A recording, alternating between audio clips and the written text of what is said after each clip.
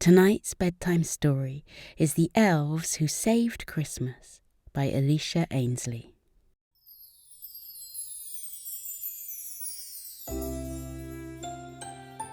In the midst of the snowy wilderness stood a little town.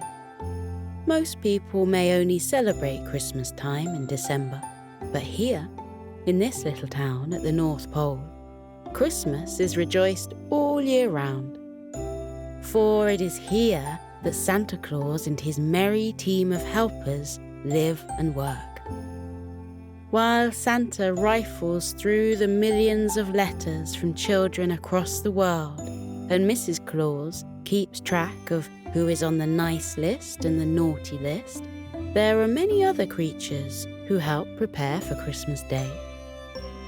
Santa's band of reindeer train all year round to make sure they are flying fit for Christmas Eve.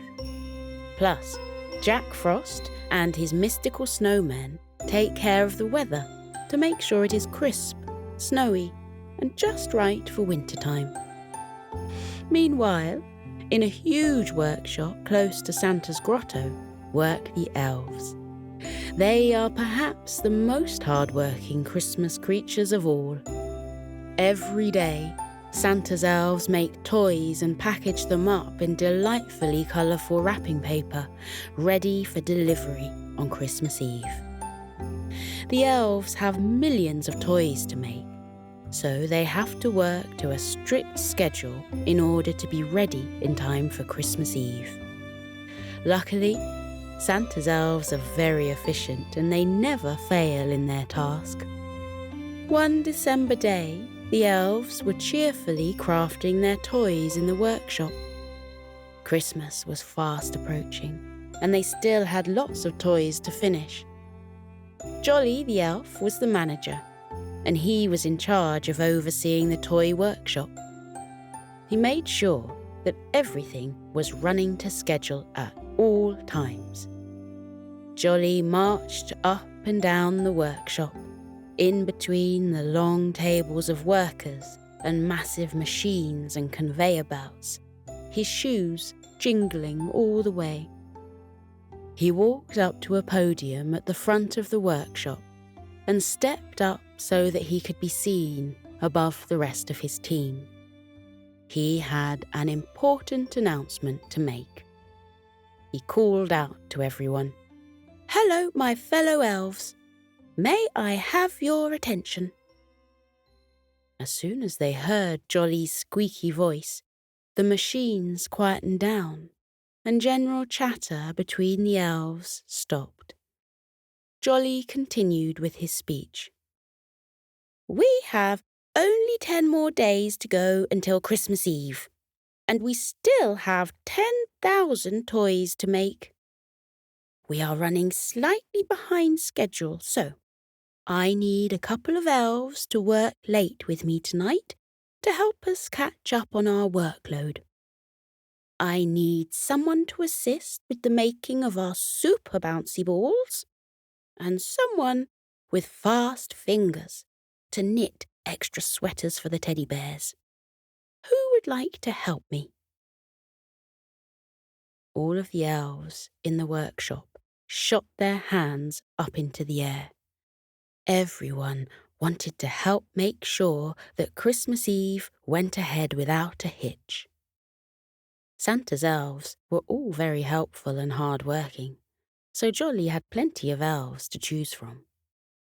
He scanned the crowd of eager faces and noticed 2 young elves that he hadn't spent much time with before.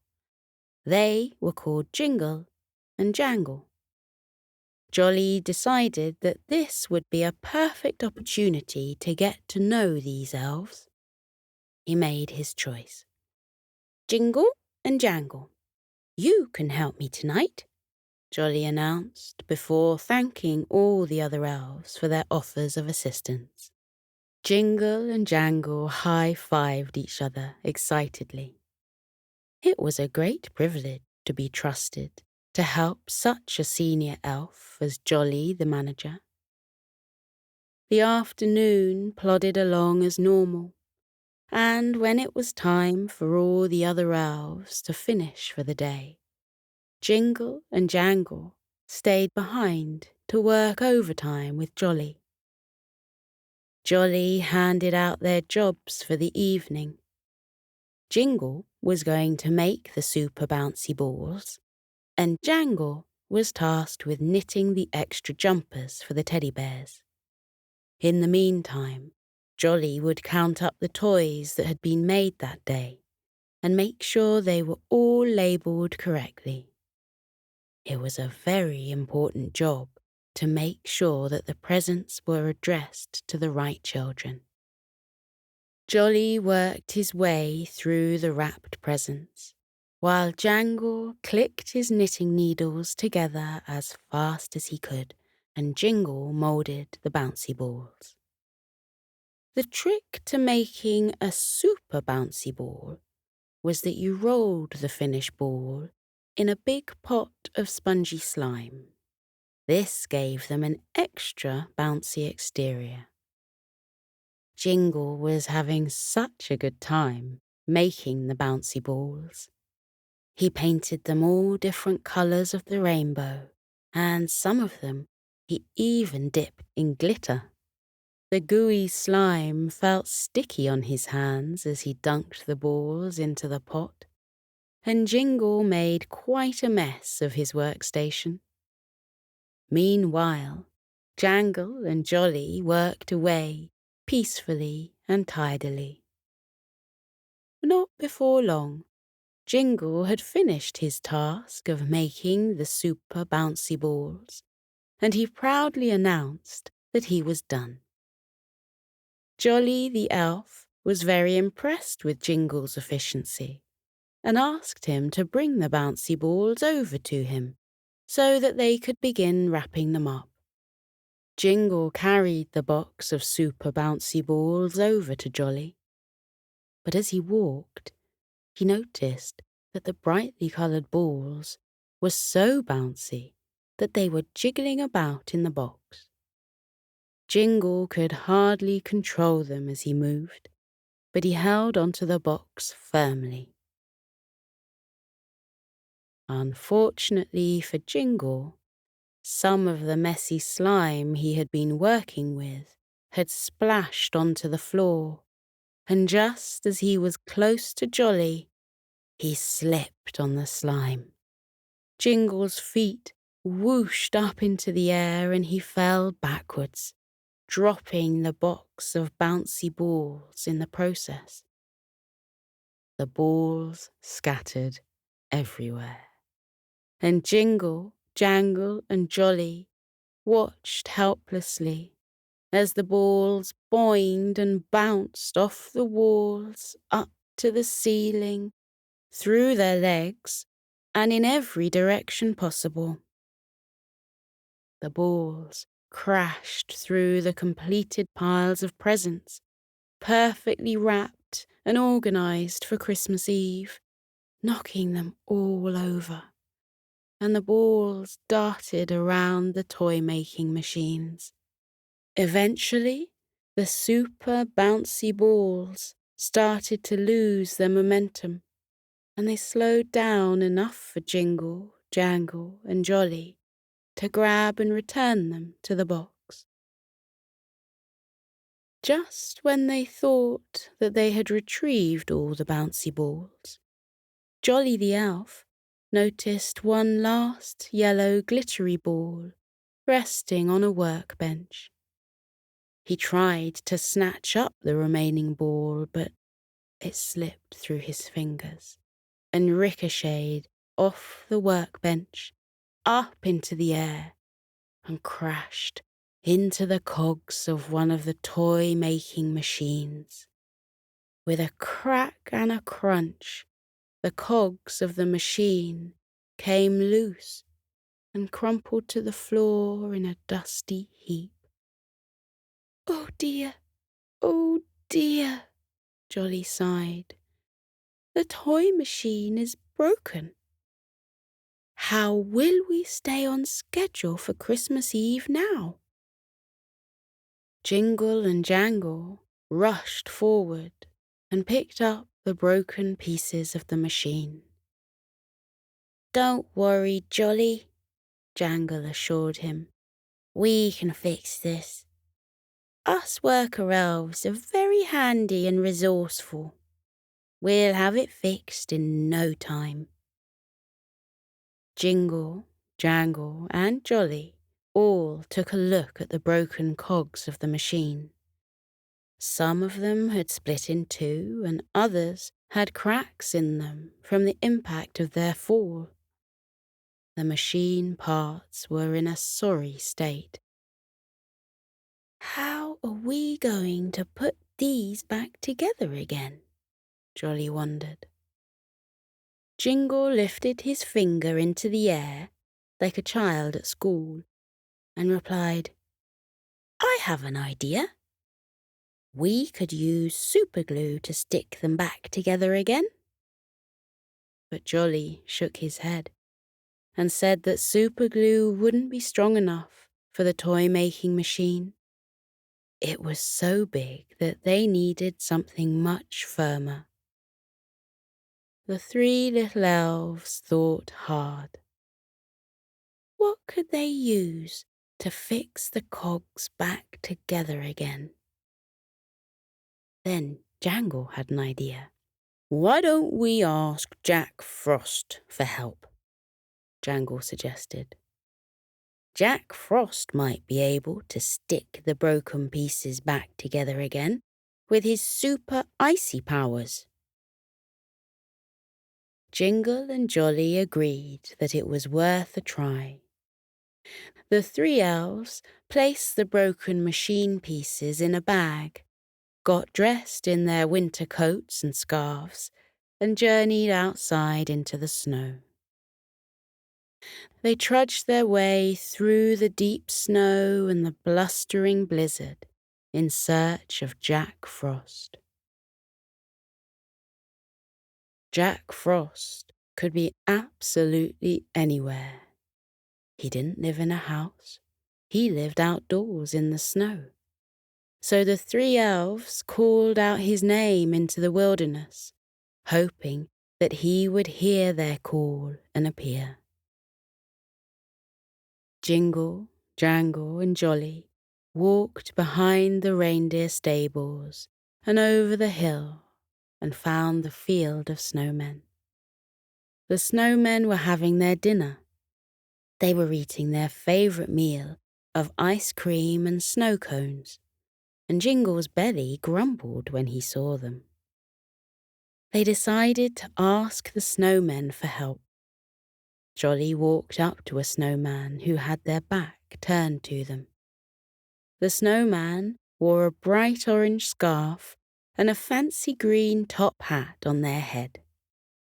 Jolly tapped them on the shoulder and said, "Excuse me, can we ask you a question?" The snowman turned around to face them, holding a blue snow cone in their hand. "Ah, hello there," the snowman greeted them in a high-pitched voice. Jolly was surprised to see that the snowman was actually a snow woman. The snow woman introduced herself. "I'm Ola," she said cheerfully.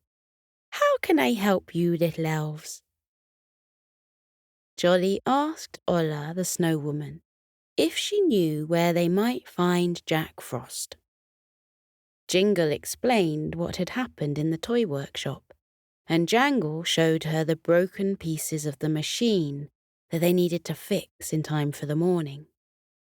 They hoped that Jack Frost might be able to help weld them back together again with his icy magic.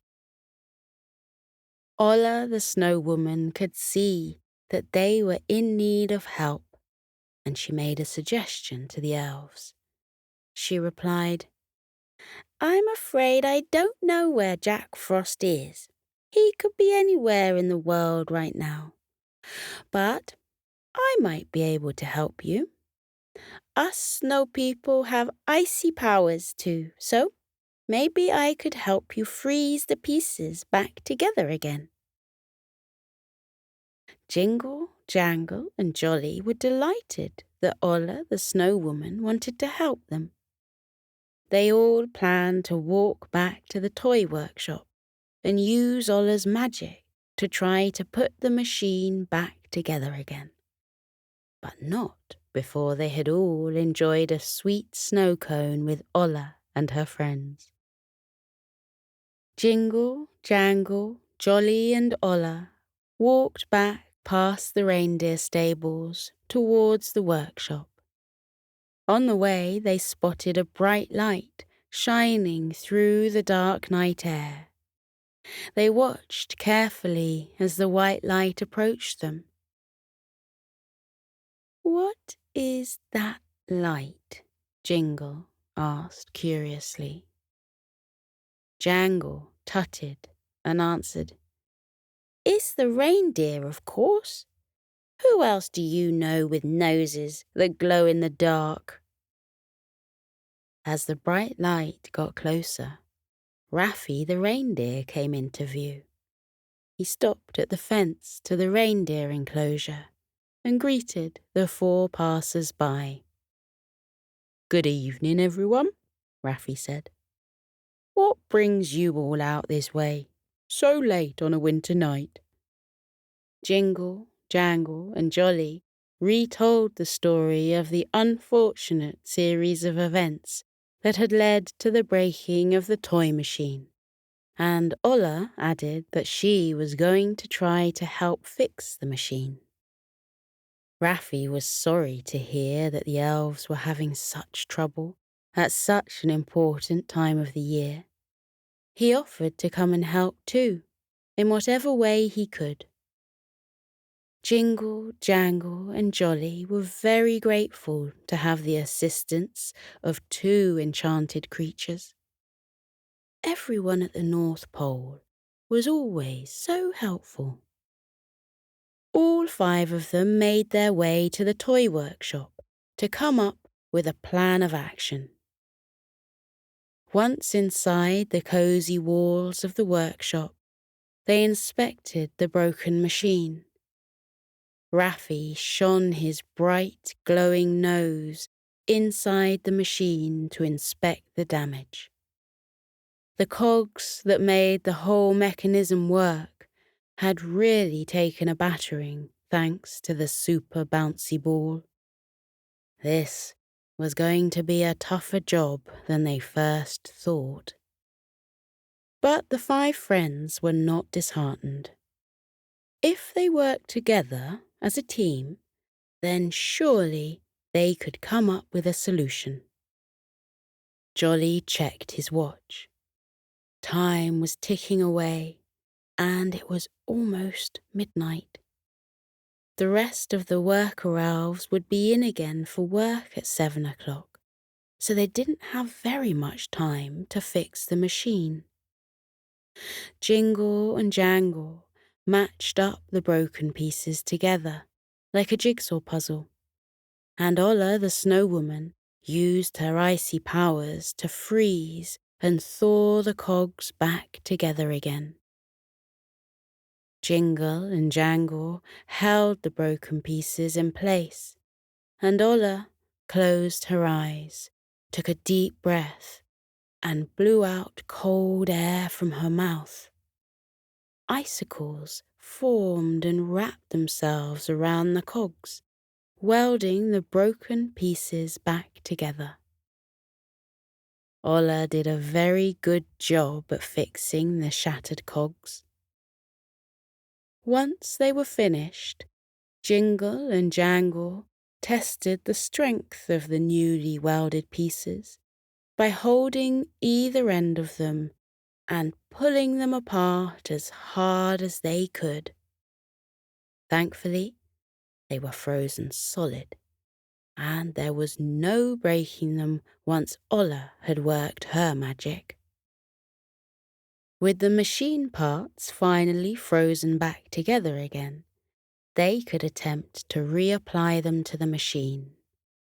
The only problem was that neither Jingle, Jangle, Jolly, Ola or Raffy had ever fixed a machine before. Raffy shone his glowing nose into the machine, and Jingle, Jangle, and Jolly tried to work out where the fixed pieces needed to go.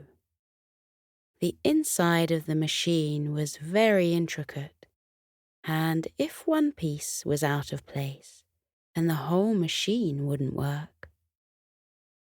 The 5 of them worked for hours, trying over and over again to put the pieces in the right place. However, as dawn quickly approached and they could see the sun beginning to rise out of the windows, they realized that they were running out of time. Jolly sat down on a workbench and sighed. All year long he had worked hard, organizing the other elves and making sure that they were on schedule for the presents to be delivered on Christmas Eve. But now, with just 9 days to go and a broken toy-making machine on their hands, they weren't going to be ready on time. Jolly hoped that Santa wouldn't be too disappointed. Jingle, Jangle, Ola, and Raffy felt sorry for Jolly as he professed, "It's supposed to be the most wonderful time of the year, but it's turned into a total disaster." Right at that moment, a surprising voice sounded from behind them all. "Oh, I don't know about that," said the familiar voice. They all turned round to see that Mrs Claus had joined them in the workshop without them noticing. They all eagerly said hello to Mrs Claus, and she walked up to Jolly and sat by his side. She wrapped her arm around his sad little shoulders and asked what was the matter.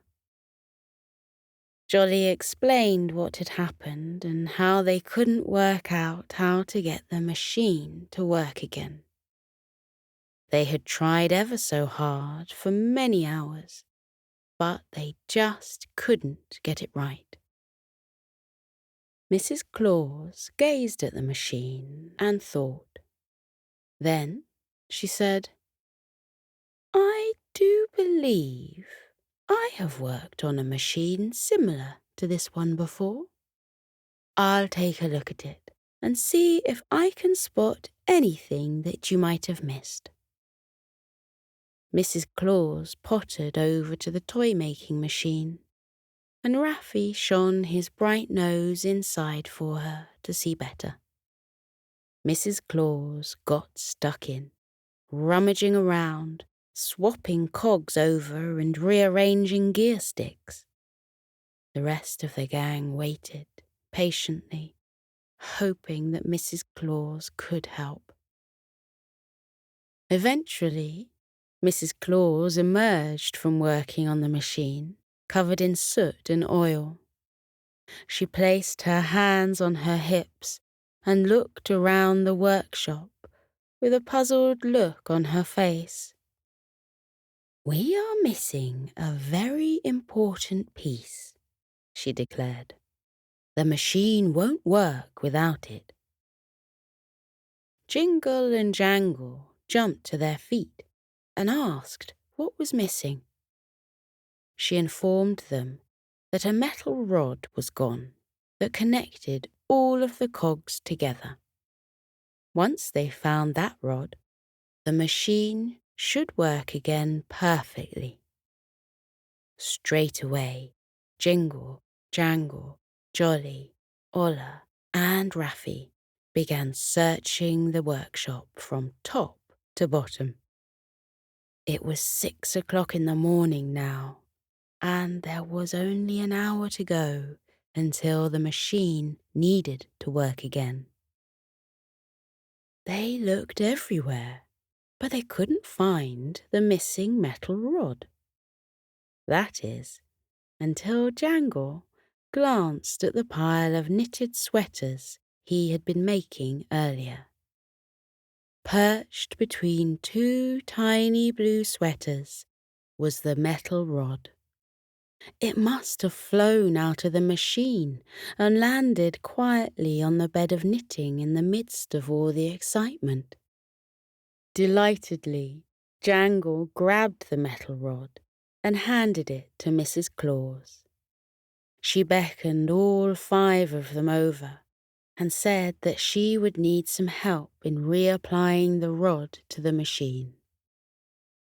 Mrs. Claus handed out her instructions. Raffy was to use his bright nose to light up the inside of the machine. While she held the metal rod in place, Jingle and Jangle were to slide the fixed cogs back onto the rod, and Jolly was to hold a bolt in place at the end to stop them from sliding off. Finally, when everything was in position, Ola the Snow-woman would use her icy powers to freeze everything together in place. With a bit of luck and teamwork, the toy-making machine should be up and running again in no time. They all followed Mrs. Claus's instructions precisely and worked together to fix the inside of the machine. When their work was done, they all stepped back and admired the toy machine. It looked fixed, but they wouldn't know for sure until they switched it on. It was time for the moment of truth. They all stood back, and Jolly the elf walked over to the button to start the machine. He took a deep breath, said a little prayer, and pressed the button. The machine chugged sluggishly for a few beats, and they all momentarily thought that their efforts had been in vain. But then, miraculously, the machine kicked into full swing, and it began to tick and whir like normal.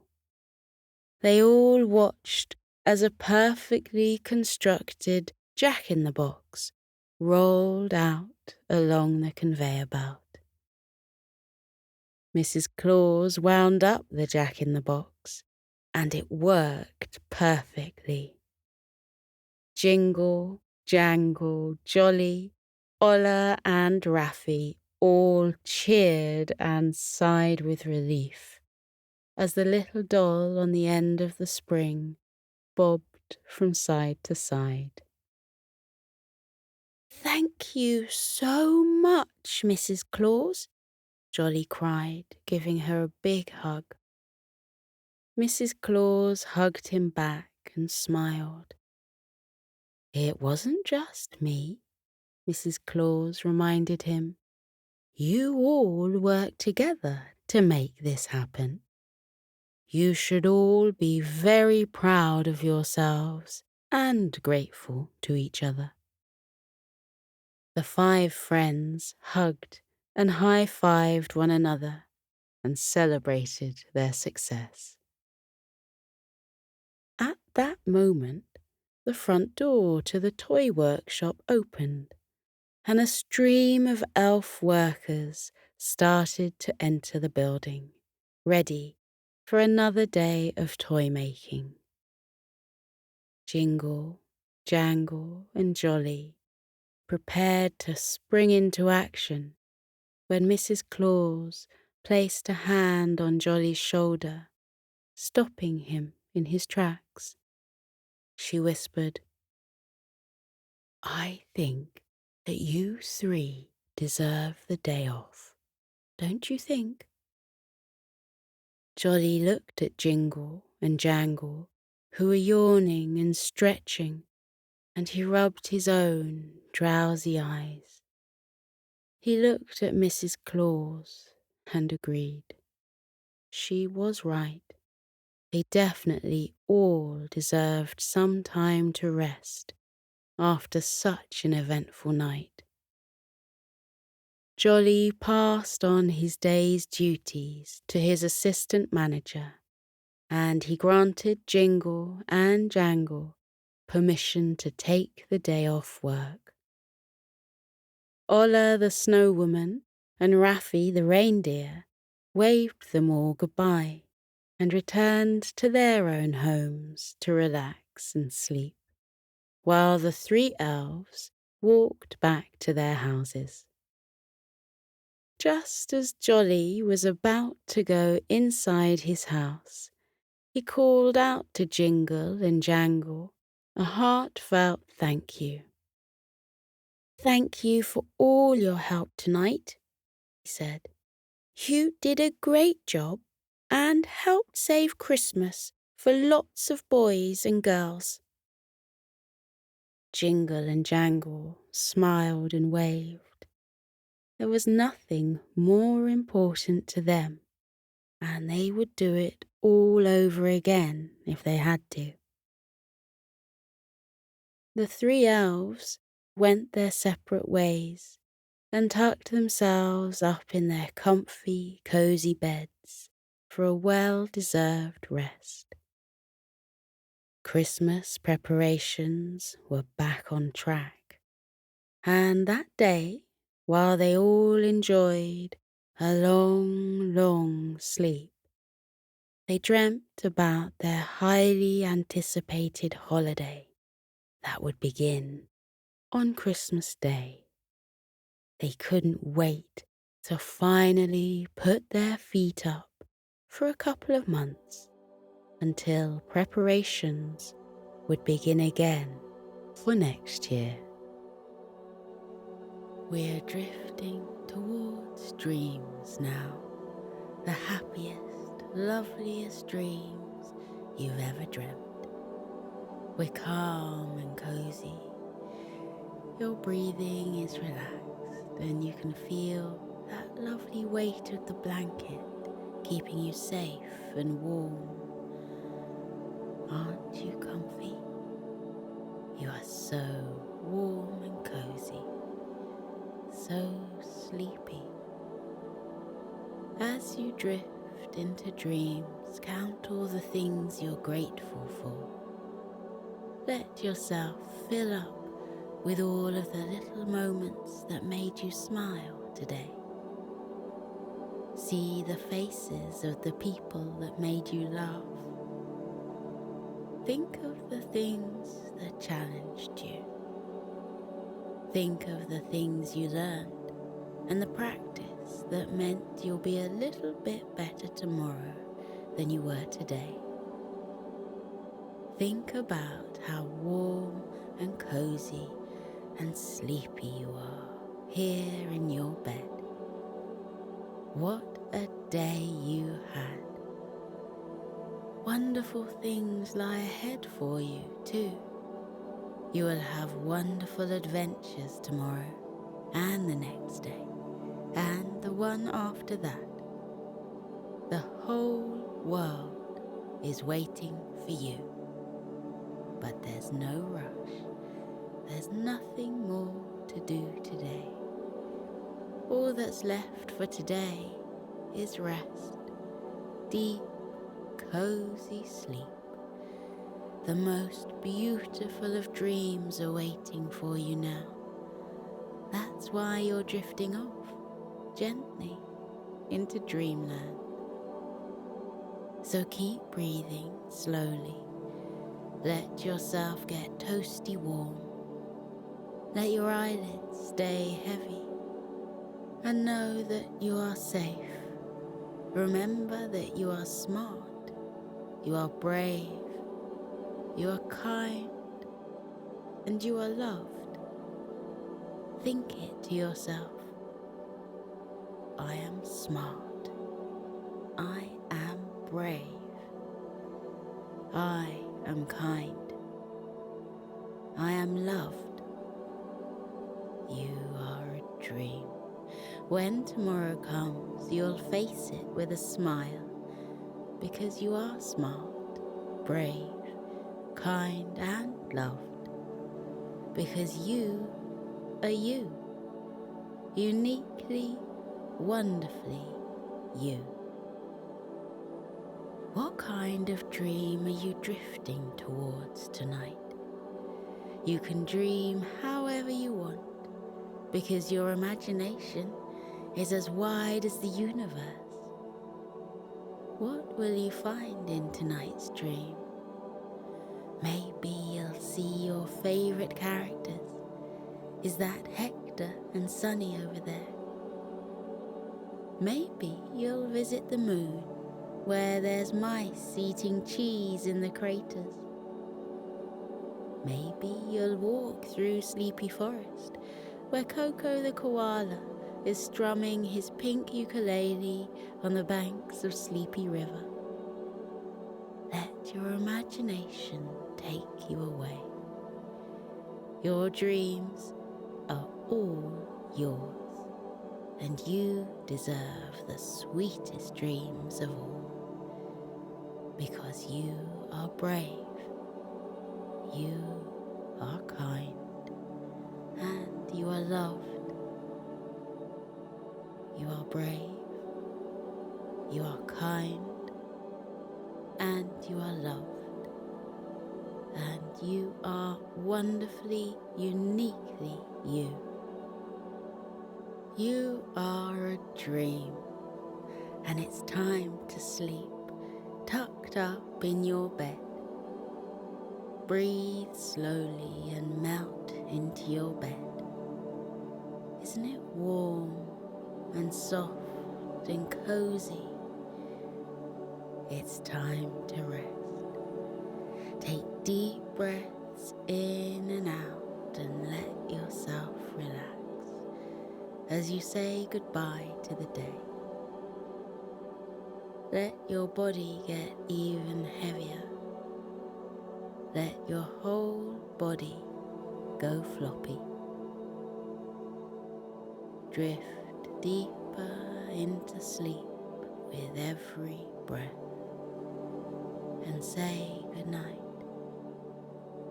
Remember, tomorrow will be a good day, because you have a big heart. You are a good friend. You believe in yourself. You know there's nothing better to be than yourself. It's okay to get things wrong. It's okay to ask for help. You can do whatever you set your mind to.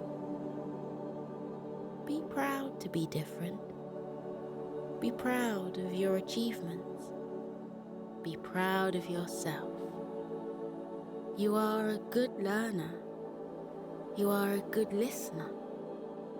You are a good example to others. You are valued. You are loved. You are sleepy. So drift off now, little one. Let the dreams take over. As you sleep, let your dreams take you to magical lands and faraway places. Remember, there's no room for worries in your dreams, just magic. It's a magic place where anything can happen, anything you want. It's a place of positivity and light. Let positivity soak into you and fill you up. Imagine it as a golden light traveling from the tips of your toes to the top of your head. Imagine that wherever the light touches you fills with happiness.